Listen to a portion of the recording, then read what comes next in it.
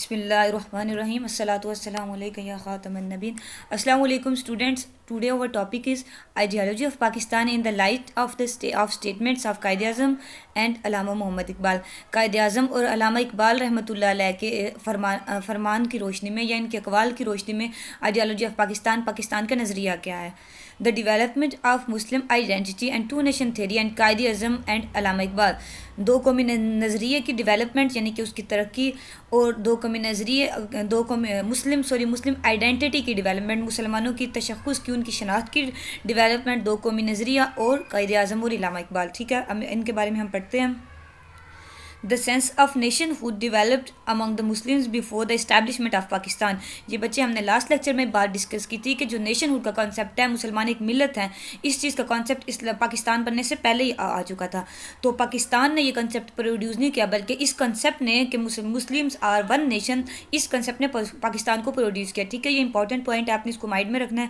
آپ سے MCQs میں بھی پوچھا جا سکتا ہے. Their goal was mostly to protect and promote their identity and interest and shape their lives in accord with their ideas and philosophy of life without being overwhelmed by an unsympathetic majority. Same بات ہم نے پڑھی ہوئی تھی کہ ان کا مسلمانوں کا گول کیا تھا، ان کا جو ایم تھا وہ یہ تھا کہ وہ اپنے رائٹس کو، اپنی آئیڈینٹی کو، اپنے انٹرسٹ کو جو اسلام نے ان کو مسلمانوں کو پرووائڈ کیا، یعنی کہ اپنے اسلام کے مطابق اپنے رائٹس کو، اپنی آئیڈینٹی کو پروٹیکٹ کر سکیں، پروموٹ کر سکیں ان اکارڈ ود دیئر آئیڈیلز کون سے؟ ظاہر ہے جو ان کے اسلامک ہسٹری میں ان کے آئیڈیلز تھے، جن کو وہ آئیڈیالائز جو ان کے ہیروز تھے ان کے مطابق، یعنی کہ وہ اپنی زندگیوں کو پروموٹ کر سکیں، اپنے رائٹس، اپنے انٹرسٹ ان کو پروٹیکٹ کر سکیں، اپنی لائف کو آرڈر کر سکیں، ترتیب دے سکیں. Being overwhelmed by an sympathetic majority. Sympathetic majority آپ کو پتہ ہے ہندوز کی تھی، ہندوؤں کی جو ظالم میجورٹی اکثریت ہے اس سے مغلوب ہوئے بغیر. They adopt the strategy to get constitutional safeguards from the British against the cruel majority of Hindus, but because the antagonistic treatment from the rivals, they set the goals of separate state. یہ بات بھی ہم نے بچے last lecture میں discuss کر لیا ہے کہ انہوں نے پہلے اسٹریٹجی اڈاپٹ کی کہ وہ کانسٹیٹیوشنل سیف گارڈز اڈاپٹ کریں یا اپنے جو پروٹیکشن ہے، اپنے پروٹیکشن سیکیورٹی انہوں نے مانگی، تو جس میں سیپریٹ الیکٹوریٹ بھی آپ کو پتہ ہے اور بھی بہت سی چیزیں آتی ہیں، ہم ڈسکس کر چکے ہیں. تو اس کے بعد لیکن جب ان سے بھی جو ان کے کریول میجورٹی جو ہندوؤں کی ظالم میجورٹی تھی، تب بھی ان کو اپنے رائٹس جو ہے ان کو سیف ہوتے نہ نظر آیا، اپنا فیوچر سیکیور نہ نظر آیا. تو پھر انہوں نے کیا کیا کہ وہ اینٹاگونسٹک ٹریٹمنٹس فرام دا رائیولز، یعنی کہ جو رائیولز ہوتے ہیں نا، مخالفین، جو دشمن ہے، اینٹاگونسٹک ٹریٹمنٹ تھا، ایک دشمنوں والا ان کا جو سلوک تھا مسلمانوں کے ساتھ. تو اس سلوک نے انہیں مجبور کیا تو کہ ان کا گول، جو ان کا ایم تھا کانسٹیٹیوشنل سیف گارڈز یا protection of rights and interest and promotion of their rights and identity, اس سے چینج ہو کے ان کا گول یہ بن گیا کہ ٹوارڈ اے سیپریٹ اسٹیٹ، کہ ان کو یہاں اپنے رائٹس کو سیف گارڈ پرووائڈ نہیں کرنا، کانسٹیٹیوشنل سیف گارڈ یا کچھ بھی نہیں چاہیے ان کو، بلکہ ایک علیحدہ سیپریٹ اسٹیٹ چاہیے. اسلام had central place to their further development. ان کی اور ترقی کی جو بنیادی وجہ تھی، سینٹرل پلیس، مرکزی نقطہ کیا تھا؟ اسلام. The role of leadership is very important to put nation on the way. Leadership کا کردار یعنی کہ رہنما جو ہوتا ہے، لیڈر، اس کا کردار بہت اہم ہوتا ہے کسی بھی قوم کو، ملت کو اپنے راستے پہ گامزن کرنے کے لیے. A good leadership infuses the qualities of awareness. ایک اچھا جو لیڈر ہے، اچھی لیڈرشپ میں کون سی کوالٹیز ہوتی ہیں؟ انفیوز کرتے ہیں، یعنی کہ وہ رکھتی ہے کون سی کوالٹیز؟ اویئرنیس، آگاہی، کانشیسنیس، باضمیر، موبلائزیشن ہوتا ہے بچے کہ ساری سوسائٹی کو موبلائز کرنے کی، مطلب وقت کے ساتھ ساتھ چینج ہونے کی، یا جو وقت کا یا حالات کا یا سچویشن جو چیز تقاضا کرتی ہے وہ چیزیں اڈاپٹ کرنے کی. سینس آف ڈائریکشن، ڈائریکٹ کرے اپنی نیشن کو کہ کس طرف جانا ہے، ٹوارڈز اٹس ڈیسٹنی، اپنی منزل کی طرف گامزن کرے. And defence against the adversaries ہوتی ہیں تکالیف، مصائب اور مشکلات، پریشانیاں، ان کے خلاف دفاع کرنا، ڈیفینس کرنا. یہ ساری کی ساری کوالٹیز ہوتے ہیں گڈ لیڈرشپ کی. ٹھیک ہے، یہ آپ سے پوچھا بھی جا سکتا ہے کہ کوالٹیز کیا ہوتے ہیں گڈ لیڈرشپ کی، تو آپ نے یہ 3 لائنز لکھنی ہیں جو آپ کو ہائی لائٹ یلو میں نظر آ رہی ہیں. The Muslims were lucky having such competent leadership. مسلمان اس حوالے سے کہ اچھی لیڈرشپ پانے کے حوالے سے لکی تھے، یعنی کہ خوش قسمت تھے کہ انہیں محمد علی جناح جیسی لیڈرشپ ملی. محمد علی جناح رحمۃ اللہ علیہ. Muhammad Ali Jinnah was a history making leader who change the course of history. تاریخ بنانے والے انسان تھے جنہوں نے تاریخ کا رخ موڑ دیا. ہی پوزیسڈ اے ویژنری لیڈرشپ. پوزیسڈ کا مطلب ہوتا ہے وہ رکھتے تھے، وہ مالک تھے. ویژنری لیڈرشپ ہوتا ہے بچوں جو بصیرت والی ہوتی ہے، مطلب ایسا لیڈر جو ایک تو نظروں سے ہم ظاہری نظر آتا ہے، لیکن جو بصیرت والا انسان ہوتا ہے اس کو دور اندیش جس کو کہتے ہیں نا ہم، اس کو وہ بھی نظر آ رہا ہوتا ہے جو فیوچر میں ہونے والا ہوتا ہے. مطلب بصیرت رکھنے والے لیڈر تھے Quaid Azam Muhammad Ali Jinnah. Commitment to the cause and political mobilization capacity. Commitment to the cause کا مطلب ہے ان کا جو کاز تھا، کیا کاز تھا؟ نوبل کاز تھا ان کو کہ انہوں نے ایک سیپریٹ اسٹیٹ حاصل کرنی ہے، ٹھیک ہے. اس کے ساتھ کمیٹیڈ رہے، مطلب بہت سی پریشانیاں آئی کہ آپ تھوڑا سا اپنے کام میں، لیکن ان میں بالکل بھی ان کے پائے استقلال میں بالکل بھی لغزش نہ آئی. مطلب وہ اپنے پرپز کے ساتھ کمیٹیڈ رہے، فل مطلب آپ کہہ لیں فیتھ فل رہے. حالانکہ اتنی مشکلیں پریشانیاں آتی ہیں تو ہو سکتا ہے نا کہ بندہ کہتا ہے کہ چلو یار یہ کام مشکل ہے اچیو کرنا، اس سے تھوڑا سا ہٹ کے ہم کر لیتے ہیں، لیکن انہوں نے بالکل بھی ایسا نہیں کیا. کوئی کمپرومائز کا راستہ اختیار نہیں کیا، ہمیشہ اپنے پرپز کے ساتھ کمیٹیڈ رہے. اور پولیٹیکل موبلائزیشن، پولیٹیکل لیڈرشپ ان کی بہت اچھی تھی. پولیٹیکل موبلائزیشن کیپیسٹی تھی ان میں. پولیٹکس کو سمجھتے تھے کہ اگر کانگریس کر رہی ہے تو وہ مسلمانوں کے لیے کتنا فائدہ ہے، یا آل انڈیا مسلم لیگ مسلمانوں کے لیے کیا حیثیت رکھتی ہے، یا اور جو ڈھیر ساری پارٹیز ہیں کیا وہ مسلمانوں کے لیے پولیٹیکلی ان کی کیا حیثیت ہے مسلمانوں کے لیے. He was a charismatic leader. Charismatic leader کہتے ہیں بچوں وہ جو ایک کرزما یعنی کہ سحر جادو طاری کرنے، مطلب بات آتا ہے نا کہ قائد اعظم جب اسپیچ کرتے ہیں نا لوگ اتنے غور سے سنتے رہتے تھے کہ ان کی باتیں ایسے جیسے جادو طاری کر دیا، سحر طاری کر دیا. وہ کرزمیٹک لیڈر تھے in the real sense of the meaning, یعنی کہ کرزمیٹک لیڈر تھے حقیقی سینس میں، حقیقی معنوں میں. Role of Jinnah. Jinnah played a decisive role in articulating the Muslim demands and pursuing these faced strong opposition from the Hindus and the British. محمد علی جناح نے ڈیسیسو role play کیا. ڈیسیسو رول کہتے ہیں فیصلہ کن کردار جو ادا کیا مسلمانوں کو آرٹیکولیٹ کرنے میں، ان کی جو ڈیمانڈس تھی اس کو آرٹیکولیٹ کرنے میں. پرسو دیز فیسڈ اسٹرانگ اپوزیشن، مطلب کہ اسٹرانگ اپوزیشن جو اس وقت مخالفین تھے، اپوزیشن تھی، ہندو بھی تھے اور برٹش بھی تھے. اور بڑی بات یہ کہ اپوزیشن جو تھی وہ اس وقت میجورٹی میں بھی تھی. تو ان سارے مسائل کا انہوں نے سامنا کیا، اپوزیشن کو پرسو کروایا، ان کو یہ بات باور کرائی کہ Muslims are one nation and they deserve a separate state. He started his political career in 1906 by joining the Indian National Congress. Quaid Azam رحمۃ اللہ علیہ نے 1906 میں اپنے پولیٹیکل کیریئر، اپنی سیاسی زندگی کا آغاز کیا. تو سب سے پہلے انہوں نے انڈین نیشنل کانگریس کو، جو ہم نے لاسٹ لیکچر میں پڑھا کہ وہ فارم ہوئی تھی، اس کو انہوں نے جوائن کیا 1906 میں. یہ اپنے بات یاد رکھنی ہے. He was elected to the legislative council in 1909 and in 1913 he also joined the All India Muslim League. Legislative council, legislative کہتے ہیں اس کو، لیجسلیشن سے یہ بنا. لیجسلیشن ہوتا ہے، دیکھیں جیسے آپ کی نیشنل اسمبلی ہے اب ہمارے ملک میں آپ کو اس کی اگزامپل دیتی ہوں. اب اس کے 2 ہاؤسز آپ کو پتہ ہے، ایک پارلیمنٹ ہے، اس کے 2 ہاؤسز ہیں، ایک نیشنل اسمبلی اور ایک سینٹ. اب جو ہاؤس نیشنل اسمبلی ہے اس کو لوور ہاؤس بھی کہتے ہیں، وہ لیجسلیٹو ہاؤس ہے. لیجسلیشن کہتے ہیں قانون سازی کو، قانون بنانے کو، لا میکنگ کو، ٹھیک ہے. تو لیجسلیٹو کونسل ایسی کونسل جو لا میکنگ کا اس وقت کام کرتی تھی، ٹھیک ہے.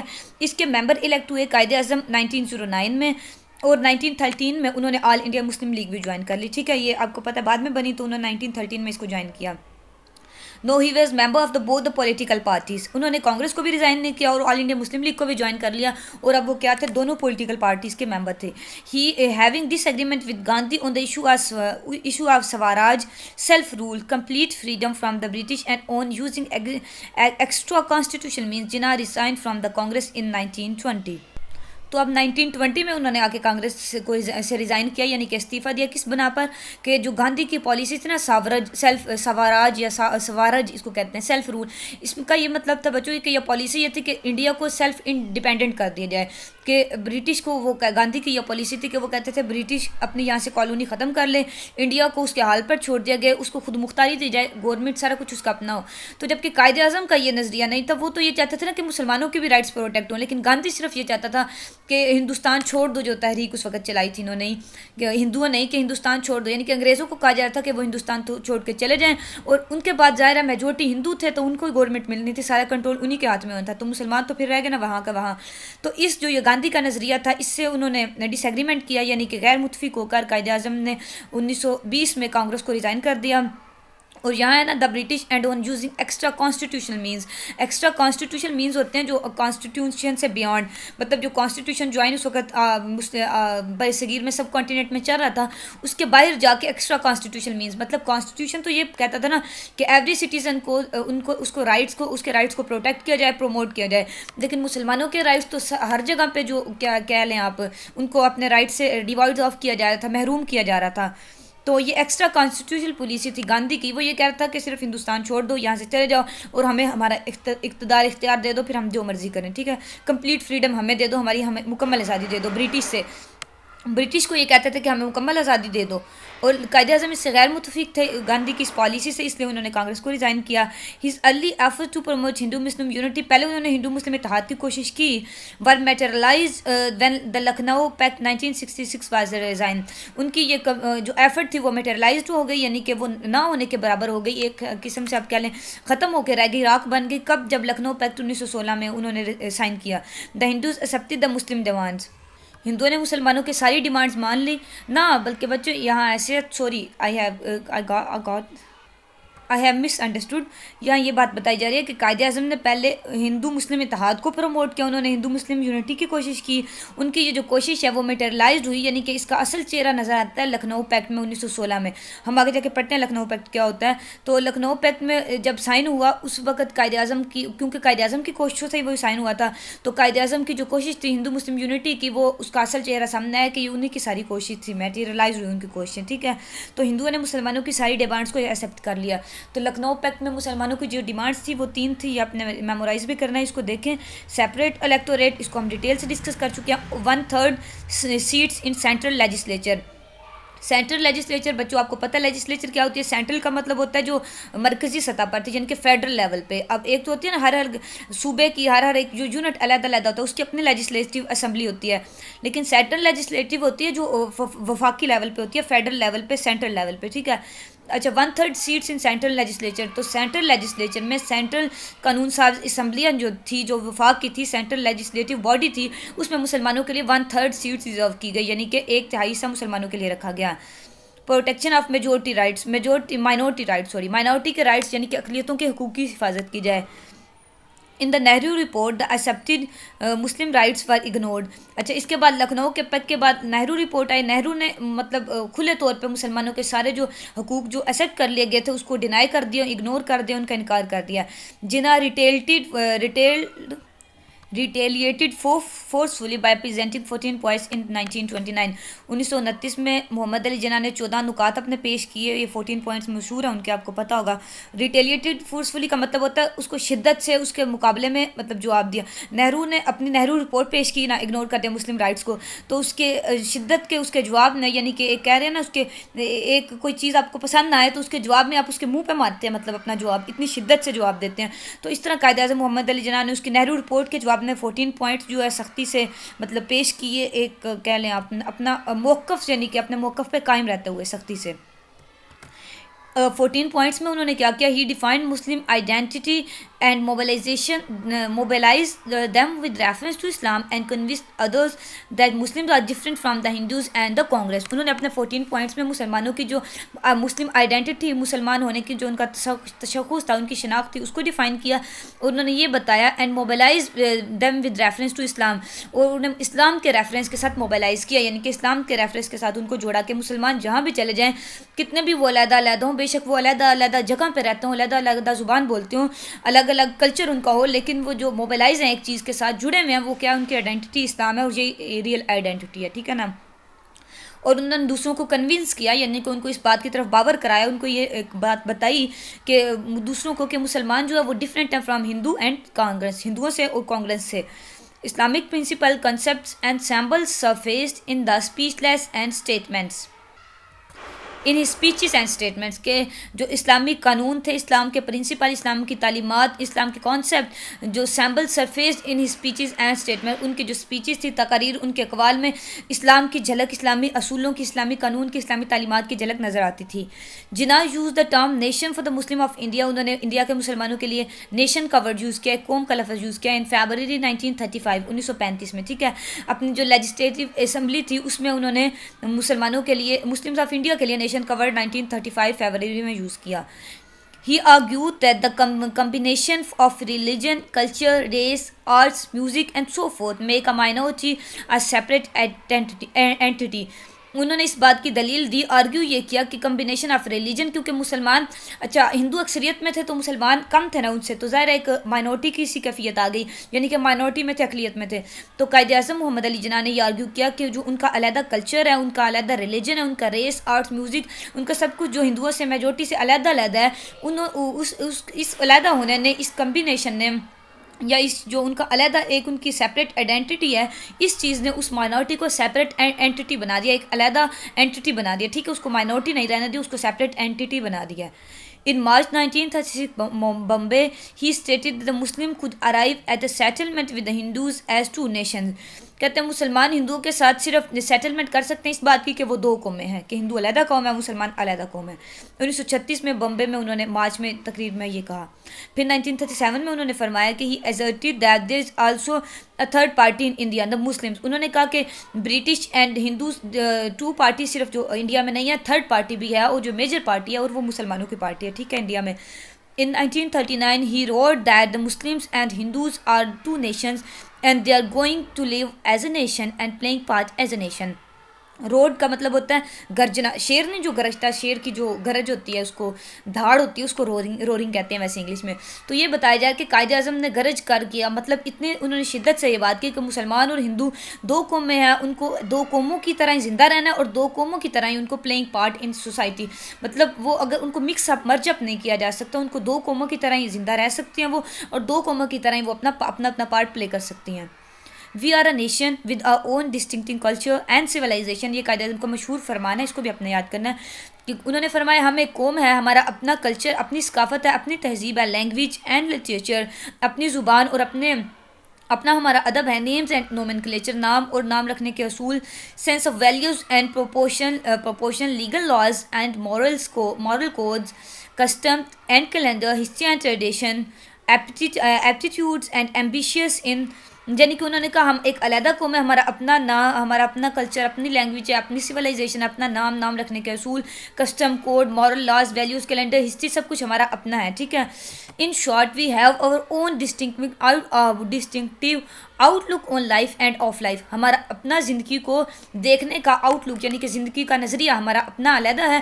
آن لائف اینڈ آف لائف، زندگی کے اوپر جو ہمارا زندگی کو دیکھنے کا مطلب جو دوسرے جس وے سے لائف کو دیکھتے ہیں ہم، ان سے ہٹ کر ہمارا جو ویو پوائنٹ ہے لائف کو دیکھنے کا وہ علیحدہ ہے. اینڈ آف لائف، اور لائف کے بارے میں جو ویو پوائنٹ ہے ہمارا وہ بھی علیحدہ ہے، ڈسٹنکٹیو ہے دوسروں سے. By all canons of international law we are nation. International law کے تمام کینن ویسے کہتے ہیں توپ کو، لیکن یہاں لاز کی مطلب اس کا نا یہاں لاز کی میننگ میں آئے گا کہ انٹرنیشنل لا کے جو اقوامی قانون ہے اس کے تمام اصولوں کے مطابق ہم ایک نیشن ہے. ٹھیک ہے. جو انٹرنیشنل لا میں نیشن کی تعریف کی گئی ہے، نیشن کی ڈیفینیشن ہے کہ یہ چیزیں ہوں تو ایک علیحدہ نیشن بن جاتی ہے. ہم ان ساری ڈیفینیشن پہ پورا اترتے ہیں اور according to all canons of international law we are a nation. Speeches and statements 1940 to 1947.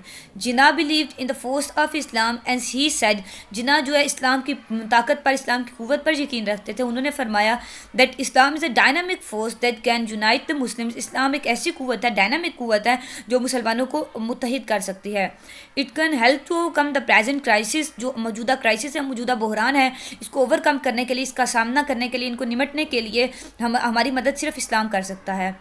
It's a source of inspiration and guidance, providing ethical foundation, a framework, social order and civilization.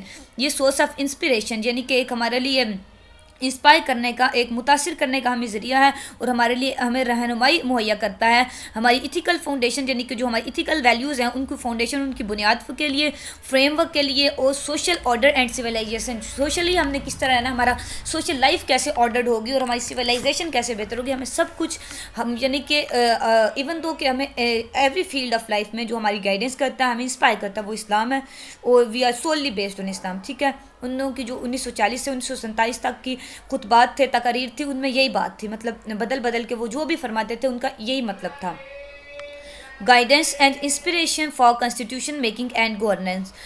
Constitution making آپ کو پتہ ہے آئین بنانے کے لیے، اور governance کا مطلب ہوتا ہے حکمرانی کے لیے. تو ان جو چیزوں کے لیے انہوں نے کہا ہمیں انسپریشن اور گائیڈنس کہاں سے ملے گی، وہ بھی اسلام سے. He also talk of the modern nations of state, modern notions of state. Notion کا مطلب ہوتا ہے کہ جو اسٹیٹ کے ماڈرن نوشنز تھے، ماڈرن تصورات سمجھے جاتے تھے اسٹیٹ کے، ایک ریاست کے. Constitution, civil and political rights and democracy. Democracy یعنی کہ جمہوریت کے، سول پولیٹیکل رائٹس کے، آئین کے، اسٹیٹ کے، یہ جو ماڈرن تصورات، ماڈرن خیال تصور کیے جاتے تھے، ان کے بارے میں انہوں نے بات کی. He assured that constitution of Pakistan would be frame by the elected assembly. انہوں نے اس بات کی یقین دہانی کرائی کہ پاکستان کا جو کانسٹیٹیوشن ہے وہ الیکٹڈ اسمبلی بنائے گی. الیکٹڈ اسمبلی مطلب جس کو پیپل الیکٹ کریں گے، لوگ ووٹ دے کے جن لوگوں کو الیکٹ کریں گے وہ اسمبلی میں آئیں گے، اور وہی لوگ پاکستان کے کانسٹیٹیوشن فریم کریں گے. Modern democratic and Islamic state. Modern democratic کہتے ہیں جمہوری کو، اسلامی ہوتا ہے مطلب جدید جمہوری اور اسلامی ریاست. He gave assurance of equality of all citizens. انہوں نے تمام شہریوں کے حقوق کو برابر حقوق دینے کی یقین دہانی کرائی. And rights and freedom to religious minorities in the new state. انہوں نے کہا جو ہماری نئی اسٹیٹ آف پاکستان نئی بنے گی اسٹیٹ، اس میں ریلیجیس مائنورٹیز کو یعنی کہ اقلیتوں کو مذہبی آزادی دی جائے گی، ان کے حقوق کا تحفظ کیا جائے گا. مور ایور تمام سٹیزنس کو ایکول رائٹس دیے جائیں گے. نیکسٹ ہے بچوں علامہ Iqbal, poet and philosopher vision of a separate Muslim state. ہم نے لاسٹ لیکچر میں پڑھا تھا کہ جو ہمارا آئیڈیالوجی آف پاکستان ہے اس کو فلاسفیکل کلر، فلسفیانہ رنگ وہ علامہ محمد اقبال نے بخشا. تو ان کی سیپریٹ اسٹیٹ کو انہوں نے فلاسفیکل کلر بخشا. پوئٹ بھی تھے یہ ہمارے، بلکہ ہیں شاعر مشرقی نے کہا جاتا ہے. تو اب ہم ان کے بارے میں نیکسٹ پڑھتے ہیں. مین like Allama Iqbal are born but in centuries. علامہ اقبال جیسے آدمی، جو ان جیسے لوگ ہیں، وہ صدیوں میں پیدا ہوتے ہیں. He was conscious of significance of Islam in lives of Muslims. اسلام کی، مسلمانوں کی زندگی میں جو اہمیت ہے اس کے بارے میں وہ کانشیس تھے، یعنی کہ اس کو جانتے تھے. His first public appearance was 1899 at the annual session of Anjuman Hamayat Islam in Lahore when he presented the poem Nala Yatim. ان کی پہلی پبلک اپیئرنس کو کہتے ہیں کہ پہلی بار پبلک میں وہ کب اپیئر ہوئے ایز اے لیڈر، مطلب لوگوں کے سامنے کب پیش ہوئے پہلی بار.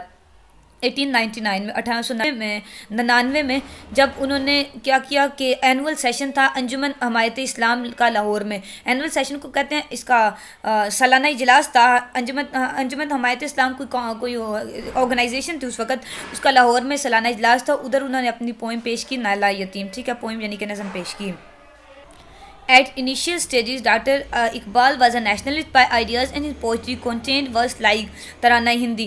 پہلے انیشیل سٹیجز پہ یعنی کہ شروع میں ڈاکٹر علامہ اقبال کیا تھے، نیشنلسٹ تھے، قومیت تھے. نیشنلسٹ اس ویگ میں کہ وہ کہتے تھے پورا ہندوستان ہمارا ایک قوم ہے، کہ انہوں نے ترانہ ہندو لکھا. آپ نے سنا ہوگا نا اس کے شعر کے سارے جہاں سے اچھا ہندوستان ہمارا، بلبلیں ہیں ہم، بلبلیں ہیں اس کی، یہ گلستان ہمارا، ایسے کر کے کچھ شعر تھا ان کا علامہ اقبال کا. تو اس میں مطلب بات یہ بتانا چاہ رہے ہیں کہ وہ ہندوستان کی بات کرتے تھے کہ یہ ہماری قوم ہے، یہ ہمارا وطن ہے، ہم سارے نیشنلسٹ ہیں، ہم اس کے رہنے والے ہیں، اس کے باسی ہیں، جو ساری باتیں. ٹھیک ہے، پہلے جو ان کی شاعری تھی وہ بھی اسی کے بارے میں تھی. His poetry was a critic of the existing sociological condition. جو سوشیاٹیکل یعنی کہ کنڈیشنز تھی، معاشی جو حالات تھے اس وقت بر صغیر کے، ان کے بارے میں ان کی پوئٹری تھی، یعنی کہ زیادہ تر وہ ان کے بارے میں لکھتے تھے.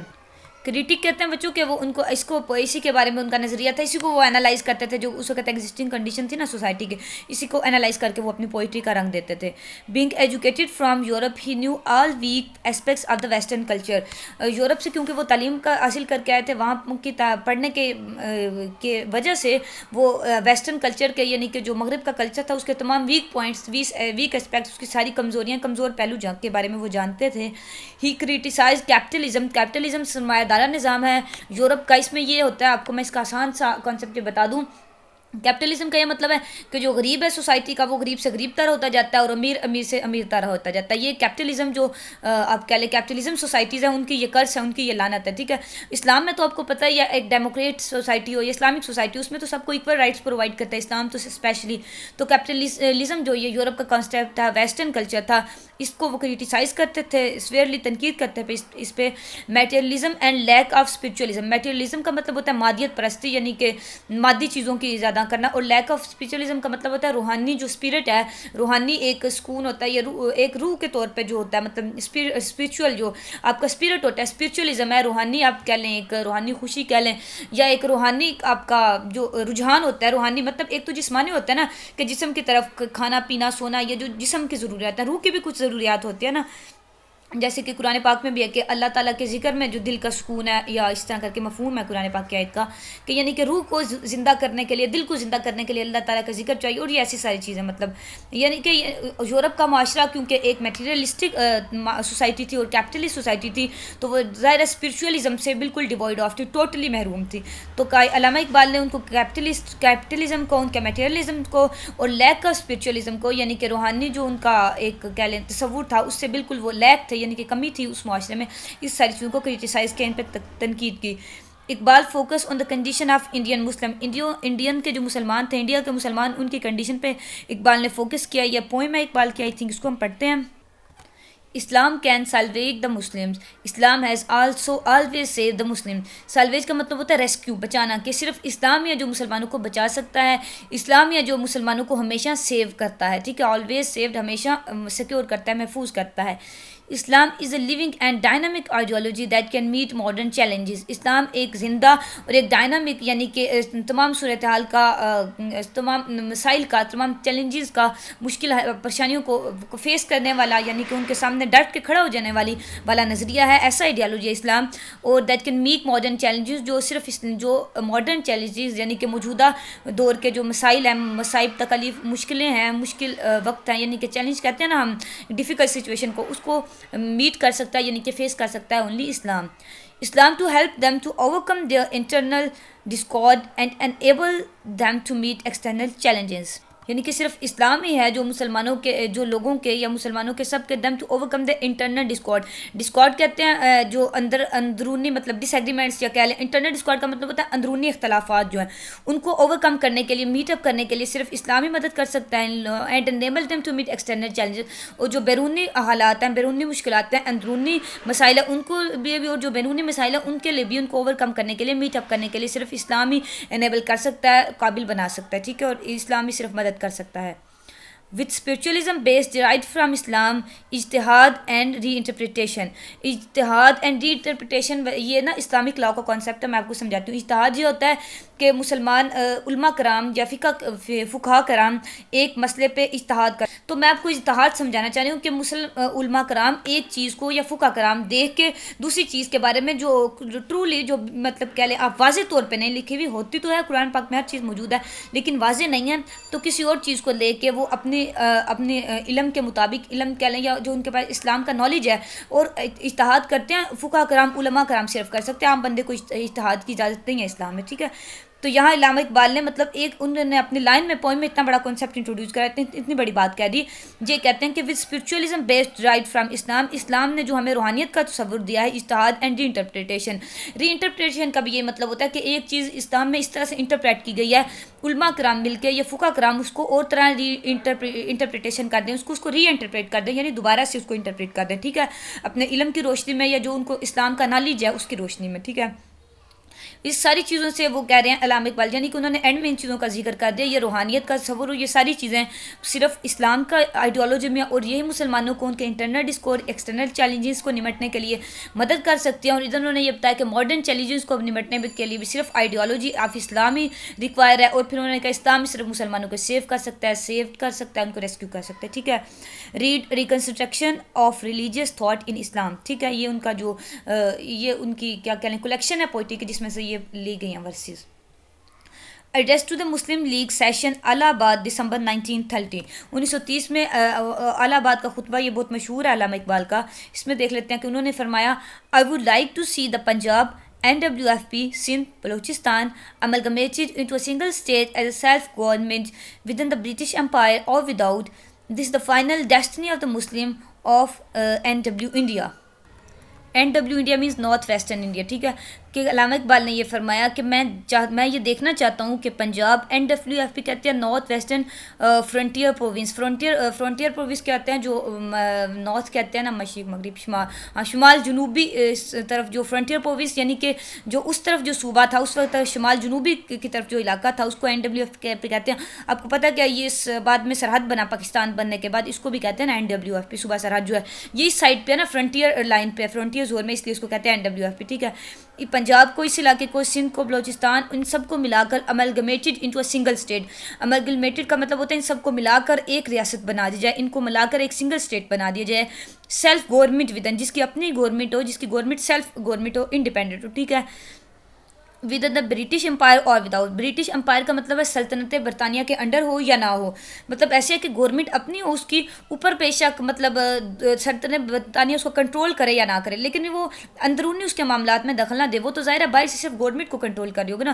گورنمنٹ سیلف گورنمنٹ ہوگی وہ انڈیپینڈنٹ ہوگی وداؤٹ اینی ایکسٹرنل کنٹرول ہوگی. ٹھیک ہے this is the final destiny of the Muslim of north western India. وہ کہتے ہیں کہ نارتھ ویسٹرن انڈیا کے مسلمان جو ہیں ان کی فائنل ڈیسٹنی ان کی جو فائنل کہتے ہیں نا آخری منزل وہ یہ ہے جو میں دیکھنا چاہتا ہوں. ٹھیک ہے یہ انہوں نے ان کا خطبہ الہ آباد جو بہت امپورٹنٹ ہے اس کو بھی آپ نے ایسی چیز میمورائز کر لینا بہت امپورٹنٹ ہے یہ. ٹھیک ہے کہ انہوں نے جو فرمایا 1930 میں اپنے خطبہ الہ آباد میں. ٹھیک ہے مسلم لیگ کے سیشن میں انہوں نے فرمایا یہ بھی بات یاد رکھنی ہے کہ کہاں انہوں نے یہ خطبہ دیا مسلم لیگ کے سیشن میں.